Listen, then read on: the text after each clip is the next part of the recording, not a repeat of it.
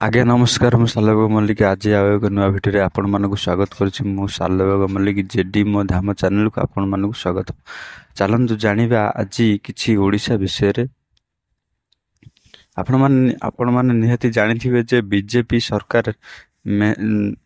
ସରକାର ଦାୟିତ୍ୱ ନେଲା ପରେ ଆପଣମାନେ ଦେଖୁଥିବେ କି ଓଡ଼ିଶାରେ ବର୍ତ୍ତମାନ କେଉଁ ଭଳିଆ ପ୍ରକାରର ଜିନିଷ ସବୁ ରେଟ୍ ହୋଇ ଚାଲିଛି, ଆଗକୁ ମଧ୍ୟ ମାଡ଼ି ମାଡ଼ି ଚାଲିଛି।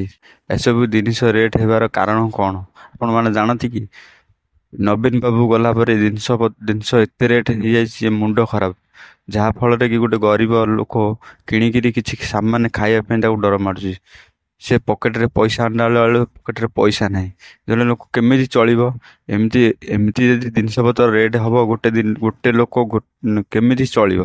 ମାସକ ଭିତରେ ସେ ଯୁଆଡ଼େ ହେଲେ କିଛି ନା କିଛି କ'ଣ ଗୋଟେ କରିଦେବ, ଆତ୍ମହତ୍ୟା କରୁ, ନହେଲେ ତା ପିଲା ପରିବାର ପୋଷିବା ନେଇ ସେ ଯାହା ବି ହେଲେ କିଛି ଗୋଟେ କରିଦେବ, ମାନେ ତା ଜୀବନ ପ୍ରତି ନେଇକିରି।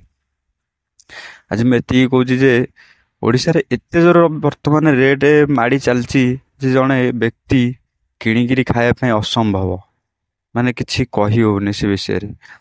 ଏମିତି ରେଟ୍ ହେଉଛି, ମୁଣ୍ଡ ଖରାପ ଶୁଣିକିରି। ମାର୍କେଟରେ ବର୍ତ୍ତମାନ ଟମାଟର କେଜି 80 ଟଙ୍କା 90 ଟଙ୍କା ପାର ହେଇଗଲାଣି। ଗୋଟେ ଗରିବ କେମିତି ଚଳିବ? ଖାଲି କ'ଣ ଚାଉଳ ଦେଇଦେଲେ